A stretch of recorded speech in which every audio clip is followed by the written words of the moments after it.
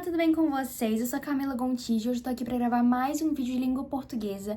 Mas antes, não esqueça de deixar o seu like, de se inscrever no canal e compartilhar com os amigos. Então, bora lá! Hoje nós iremos falar sobre processos sintáticos e sobre orações e suas relações de coordenação e subordinação. Primeiro, é importante ressaltar qual que é a diferença entre coordenação e subordinação. Coordenação é igualdade e subordinação é diferença. Por exemplo, vamos supor, imagine comigo, nós temos um aquário e dentro desse aquário a gente tem dois peixes. Um peixe vai ser representado por P1, o outro peixe vai ser representado por P2.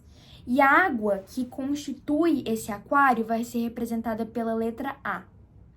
Tudo bem? Então, temos A, P e P1 e P2. Então, A, P1 e P2.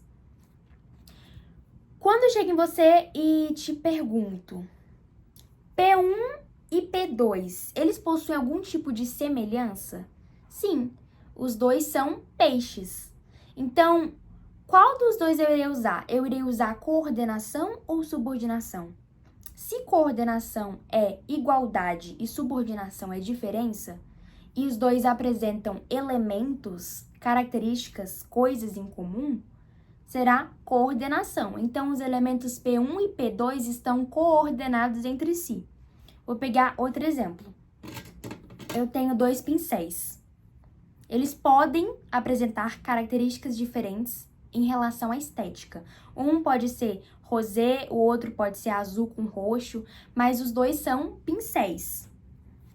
Eles estão estabelecendo uma relação de coordenação ou subordinação?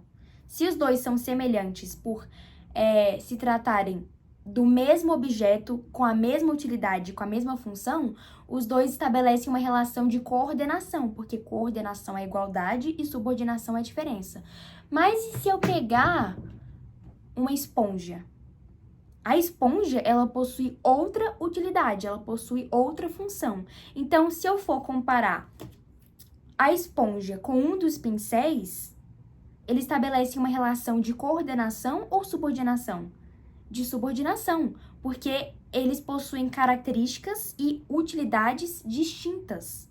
Então, se eu quiser montar uma frase com esses três objetos, como que fica a frase?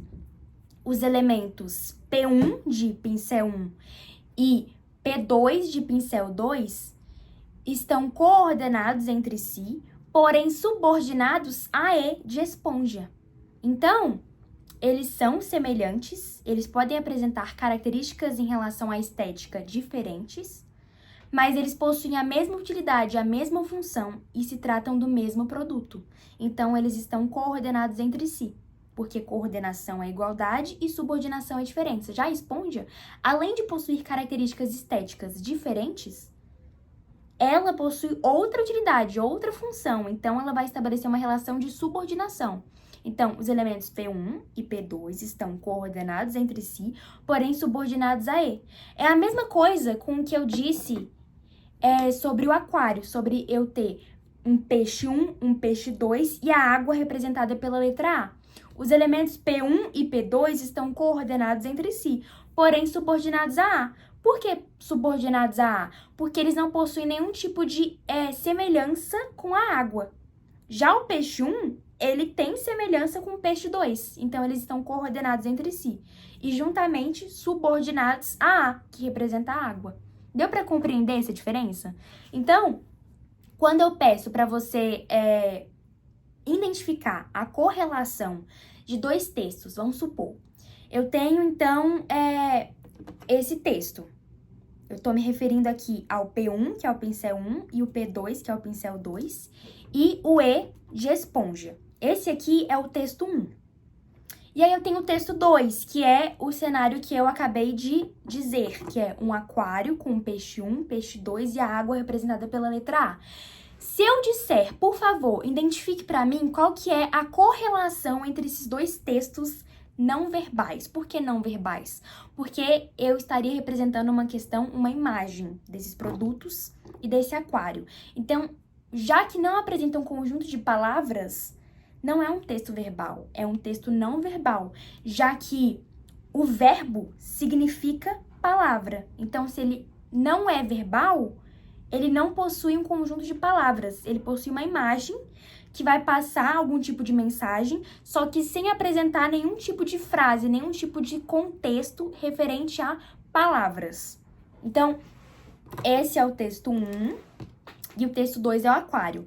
Como que eu estabeleço essa relação? Eu vou estabelecer com uma fórmula matemática. Como seria essa fórmula matemática? P1 está para... Então, P1 de pincel 1 está para P1 de peixe 1. Assim como P2 de pincel 2 está para P2 de peixe 2. Assim como A de água está para E de esponja. É essa a fórmula matemática. Mas se eu quiser pegar cada um desses textos e formular uma relação entre eles, então por eles e não juntamente, o texto 1 vai ser: os elementos P1 e P2 estão coordenados entre si, porém subordinados a E, assim como, aí agora falando sobre o texto 2, os elementos P1 e P2 estão coordenados entre si, porém subordinados a A. É essa o tipo de correlação que eu preciso identificar se eu tiver dois textos não verbais.